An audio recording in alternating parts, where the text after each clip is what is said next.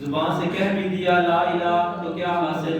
دل و نگاہ اگر مسلمان نہیں تو کچھ نہیں۔ یہ تھے انجینئر احسان چنویز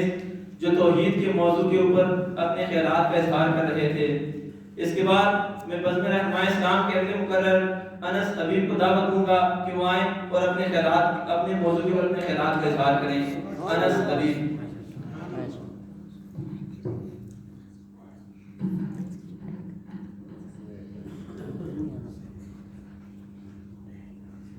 نحمد ونصلي على رسوله الكريم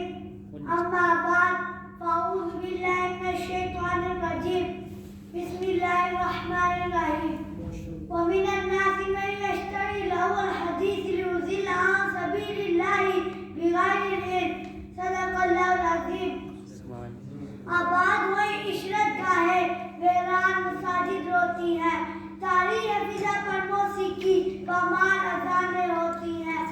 برباد رضا ہے مستقبل ماضی کی بہاریں سوتی ہیں، پھولوں کے بجائے کانٹوں میں شبنم کی شکستام ہوتی ہیں، یہ وقت عمل کردار ہے شر کا دست دعا پھیلاتا ہوں، کہنے کو مسلمان میں بھی ہوں لیکن کہتے شرماتا ہوں۔ محترم اساتذہ اکرام اور باہر سے آنے والے مہمان گرامی السلام علیکم ورحمۃ اللہ وبرکاتہ۔ آج مجھے جس موضوع پر اللہ کو شیئر کرنے کا موقع ملا ہے وہ ہے گانا گانے کے نقصانات۔ حضور اکرم صلی اللہ علیہ وسلم کا ارشاد ہے گانا دل میں نفع کو یوں اگاتا ہے جس طرح پانی کھیتی کو اگاتا ہے، اور ایک جگہ ارشاد فرمایا آخری زمانے میں اس امت کے کچھ لوگوں کی شکلوں کو مسح کر کے بندر اور خنزیر بنا دیا جائے گا۔ صحابہ کرام رضی اللہ عنہم نے پوچھا کیا وہ لوگ اس بات کی گواہی نہیں دیں گے کہ اللہ کے سوا کوئی معبود نہیں اور محمد صلی اللہ علیہ وسلم اللہ کے رسول ہے؟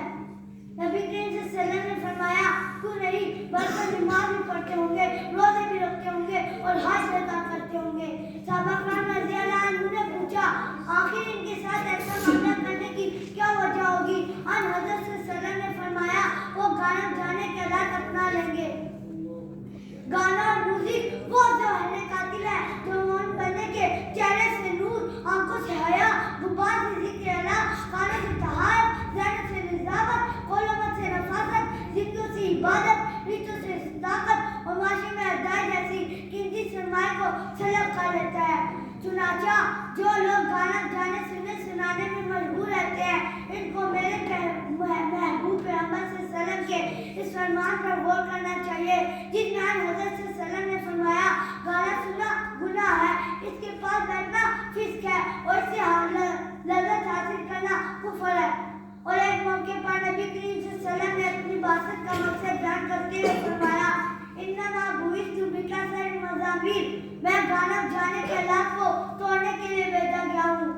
لیکن میں مسلمان بھائیوں مجھے افسوس کے ساتھ کہنا پڑ رہا ہے اسی طرح نبی کریم صلی اللہ علیہ وسلم کا نام لو آج موسیقی پھیلا رہے ہیں، اس منحوس کام کو باعزت ثقافت قرار دے رہے ہیں، موسیقی کا جو کہ فاسق ہے اس قال شخصیت شمار کر رہے ہیں، باطنی و باطن پر پروان چڑھانے والے اسے روح کی غذا بتا رہے ہیں، اس حیات و فیل کی ترقی و کامرانی کا محور بنوایا جا رہا ہے۔ نبی کریم صلی اللہ علیہ وسلم نے فرمایا میری امت کے کچھ لوگ شراب کا نام بدل کر اسے پیئیں گے، اس پر بازی بجائے جائیں گے اور رنگیاں ناچے گی، اللہ تعالیٰ انہیں زمین میں دبسائے گا، ان میں سے کچھ کو بندر اور خنزیر بنا دیا جائے گا۔